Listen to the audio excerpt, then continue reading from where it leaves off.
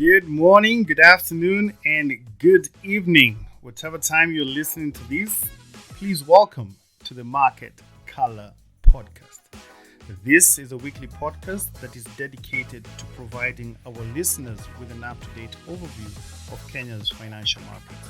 However, due to the interconnected nature of the global economy, we have structured this podcast to begin with an overview of the global markets so as to provide you with a big picture perspective of the global economy. This is then followed by the Kenyan segment where we review the performance of the major markets with a view to covering all the major asset classes. And finally, we wrap up the podcast by addressing the topical issue for that week so as to bring you up to speed with the latest financial headlines. This podcast is targeted at the individual with an interest in the financial markets, but who probably doesn't have the time for research and analysis. That's why I created the Market Color Podcast to collate and analyze the data on your behalf and to present it in a brief and concise manner that is easy for you to consume. This podcast may be useful to fund managers and investors, professionals in the financial services sector, business owners and leaders, as well as Kenyans in the diaspora who are looking for investment opportunities back at home. This week, we are reviewing the performance of the Kenyan markets during the 41st week of 2022, and that is from Monday the 10th to Friday the 14th of October. And without further ado, this is your host, Jamuhuri, and together, let's dive right in. We start off by looking at the prospects for the global economy. According to the latest World Economic Outlook, which is published by the International Monetary Fund, global economic activity is experiencing a broad-based and sharper than expected economic slowdown, with inflation rising higher than it has been in several decades. The factors weighing down the economic outlook include the cost of living crisis, the tightening of financial conditions, Russia's invasion of Ukraine, and the lingering COVID-19 pandemic. According to the IMF, global growth is forecast to slow down from 6% in 2021 to 3.2% in 2022 and further down to 2.7% in 2023. This is the weakest growth profile since 2001, except maybe for the global financial crisis and the acute phase of the COVID-19 pandemic. Global inflation is forecast to rise from 4.7% in 2021 to 8.8% in 2022, but expected to decline to 6.5% in 2023. The IMF recommends that monetary policy should be sustained to restore price stability, and fiscal policy should aim to alleviate the cost of living pressures while maintaining a tight stance that is aligned with monetary policy.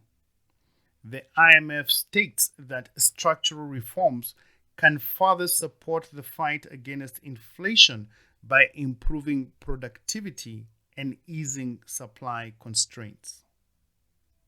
Moving on swiftly to the latest on U.S. inflation. The U.S. Consumer Price Index, which measures consumer prices for a wide variety of goods and services, increased by 0.4% for the month of September. This as inflationary pressures continue to weigh down on the U.S. economy. The inflation data was released by the Bureau of Labor Statistics, which noted that on an annual basis, headline inflation remained elevated at 8.2%, but was off its peak of around 9% that was recorded in June. Excluding volatile food and energy prices, core inflation accelerated by 0.6% for the month and was up 6.6% over the past 1 year. Shifting gears to the United Kingdom, despite a major reshuffle, and the scrapping of a pledge to cut taxes by the UK's Prime Minister, it appears this wasn't enough to placate markets as the sterling pound and UK government bonds continued to sell off. The new Prime Minister was forced to reverse plans to scrap an increase in the UK's corporation tax, an announcement which had sent markets into turmoil since it was proposed. Hours before Friday's announcement, the Prime Minister sacked her finance minister, who had served in that position for just 37 days. The US stock market whipsawed throughout the week as investors weighed new inflation data that will inform the Fed as it continues to hike interest rates to cool off rising inflation. On Friday, stocks slumped across the board, capping off a volatile trading week as the Dow Jones Industrial Average fell about 404 points to close the day at 29,634. However, the Dow was still up about 1% for the week. The S&P 500 shed 2.37% to 3,583, and the Nasdaq Composite slipped 3.08% to close the week at 10,321. Both the S&P 500 and the Nasdaq ended the week lower, falling by 1.5% and 3.1% respectively. In the U.S. bond market, U.S. Treasury yields rose as markets digested the higher-than-expected consumer price index and kept a close eye on the UK economy as the Bank of England's emergency bond buying program comes to an end. The yield on the 10-year Treasury rose 6 basis points to 4%, while the 2-year Treasury yield rose 6 basis points to 4.5%. Markets continued to absorb the consumer price index reading, which showed that inflation had risen more than expected in the month of September. The Federal Reserve has been hiking interest rates to push back against persistent inflation, despite investor concerns about this leading to a recession. Analysts are expecting another 75 basis point rate hike to be announced at the central bank's next meeting in early November. In the commodity markets, the International Energy Agency on Thursday cut its oil demand forecast for next year, warning of a potential global recession. And as a result, oil prices plummeted more than 3% on Friday as fears of the global recession and weak oil demand outweighed support for a massive supply cut that was recently announced by the Organization of Petroleum Exporting Countries. Brent crude dropped 3.1% to settle at $91.63 a barrel, while the U.S. benchmark WTI, that's West Texas Intermediate, fell 3.9% to $85.61 a barrel. Both Brent and WTI were down 6.4% and 7.6% respectively for the week. Marbon oil, which Kenya imports, decreased to $93.96 a barrel from $95.21 the previous week. In the precious metals market, the price of gold fell more than 1% on Friday, dragged lower by a stronger US dollar and worries that the Federal Reserve will persist in hiking interest rates to curb rising inflation. Spot gold fell 1.3% to $1,644 per ounce and was down 2.9% for the week. According to analysts, the price of gold is increasingly correlated with the value of the US dollar and could fall to as low as $1,600 per ounce. On the currency front, the sterling pound fell sharply against the US dollar on Friday. This was even after the British Prime Minister reversed course on parts of the proposed economic package that has caused havoc in the UK financial markets. The pound was down 1.5% and was last seen trading at 1.1166 versus the US dollar. The dollar, on the other hand, continued to strengthen against the Japanese yen, hitting a fresh 32-year peak of 148.86 yen per dollar.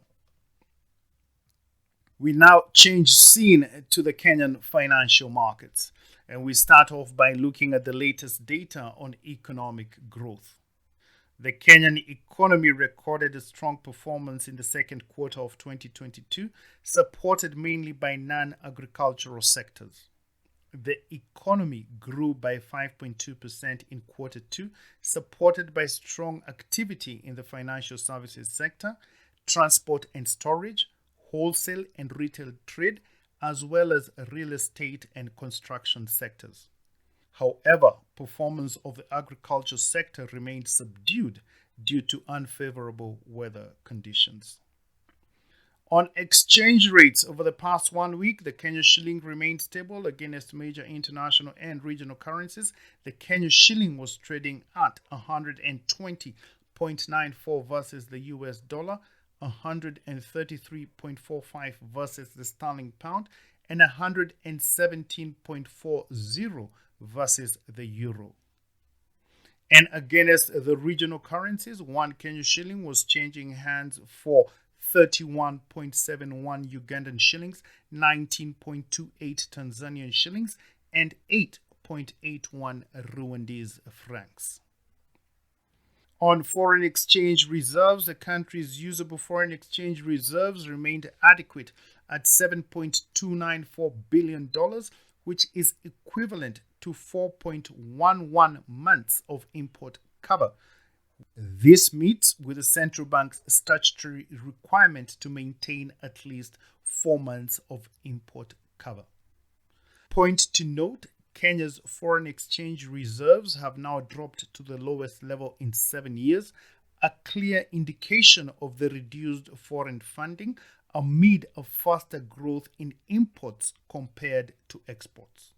Foreign exchange reserves are largely used to service external debts and also serve as a backup fund for emergencies such as the devaluation of the shilling. The latest data on diaspora remittances shows that the inflow of diaspora remittances in the month of September 2022 totaled $318 million compared to $310 million in September 2021, an increase of 2.6%. The cumulative inflows for the 12 months to September 2022 totaled an astounding $4 billion compared to $3.53 billion for the same period in 2021, an increase of 13%. The strong inflow of remittances continues to support the current account as well as the Kenya shilling exchange rate. The United States remains the largest source of remittances into Kenya, accounting for 59% of total remittances in the month of September. In the money markets, during the past week, the liquidity situation in the money markets decreased as tax remittances exceeded and more than offset government payments. Commercial banks' excess reserves in relation to the 5.25% cash reserve requirement stood at 23.6 billion shillings. Meanwhile, open market operations remained active with the average interbank rate at 5.05% compared to 5.40% the previous week. During the week, the average value traded increased to 16.1 billion shillings from 14.4 billion the previous week. In the government securities market, the weekly Treasury bill auction was held on Thursday, the 13th of October, and the central bank received bids totaling 28 billion shillings against an advertised amount of 24 billion shillings, representing a performance of 116.7%. The central bank accepted most of the bids for a total of 27 billion shillings. Interest rates increased marginally but remained stable, with the 91-day rate rising 2.2 basis points to 9.05%, while the 182-day rate ticked up by 1.7 basis points to 9.65%, and the 364-day rate remained relatively unchanged at 9.91%. Please note that in consideration of Mashujade on Thursday, the 20th of October, the auction of Treasury bills for this upcoming week will close at 2 p.m. on Wednesday, the 19th of October. In the bond market for the month of October, the central bank is still looking to raise an additional 20 billion shillings from the sale of a fresh bond issue, that is FXD1/2022/25. That means it has 25 years to maturity and whose coupon will be market determined. This new bond is now open for sale until Tuesday, the 18th of October. At the Nairobi Securities Exchange, during the week under review, the equities market was on an upward trajectory, with the NASI, the NSE 20 and the NSE 25 increasing by 2.8%, 1.4% and 3% respectively. However, their year-to-date performance remains in the red, with losses of 22% for the NASI, 11% for the NSE 20 and 17% for the NSE 25. The equities market performance was mainly driven by gains recorded by large cap stocks such as East African breweries, which increased by a whopping 24%, Bamburi rose by 3.8%, Safaricom inched up by 3.2%, and Standard Chartered Bank edged up by 2.6%. These gains were, however, moderated by losses recorded by banking stocks such as NCBA Group, KCB Group, and Diamond Trust Bank, which declined by 4.5%, 2% and 1% respectively. Meanwhile, market capitalization increased by 4.2%, while equity turnover declined by 24%. In related news, the British multinational firm Diageo is seeking to acquire an additional stake of 14.97% in East African breweries, that is valued at 22.7 billion shillings, and this will see its shareholding rise from 50.03% to 65%. Diageo, which is the world's largest manufacturer of spirits, said it wants to buy an additional 118.4 million shares at an offer price of 192 shillings, which is a 40% premium over the previous market price. On Thursday, the East African brewery stock closed the day trading at 138 shillings. However, after the announcement, the price shot up and was trading at about 170 shillings just before the market closed on Friday. And now a look at Kenya's national debt. According to the Central Bank of Kenya, total government debt as of June 2022 stood at 8.58 trillion shillings. This was equally divided between domestic debt at 4.29 trillion shillings and foreign external debt at 36.58 billion US dollars, which is equivalent to 4.29 trillion shillings. Kenya's debt to GDP ratio now stands at 70%, which is 20% above the IMF's recommended threshold of 50% for developing countries. And next up, a quick look at the economic calendar. On Tuesday, the 18th of October, China will publish its gross domestic product for quarter 3 2022 to give the markets an indication of the pace of economic growth in the world's second largest economy. On Wednesday, the 19th of October, the UK will release its Consumer Price Index, which measures the rate of inflation, and will give the markets an update on inflationary pressures in the UK and the pace of future rate hikes by the Bank of England. On Thursday, the 20th of October, the People's Bank of China will announce its interest rate decision based on the inflationary outlook for the Chinese economy. However, despite China's importance in the global markets, the decision will have little to no impact in the markets as the Chinese economy and its currency are tightly controlled by the central government. And now we look at the topical issues for the week. The first issue is on the proposal to issue a local dollar-denominated bond. As the Kenya shilling continues to weaken, more Kenyans are preferring to hold their savings in US dollars, and this was confirmed by the latest data from the Central Bank of Kenya, which showed that banks and individuals are holding up to 905 billion shillings worth of dollar deposits. In light of this information, President William Ruto on Tuesday announced that his government will issue a local dollar-denominated bond as the government looks for alternatives to fund the budget at a time when Kenya is struggling to access the foreign debt market due to the high cost of borrowing as investors demand rates as high as 22% to lend to the country.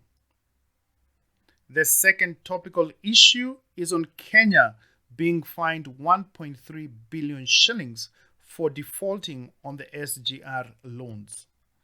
Based on articles appearing in both the Nation newspaper and the Business Daily, Kenya has defaulted on the repayment of Chinese loans that were provided to build the standard gauge railway.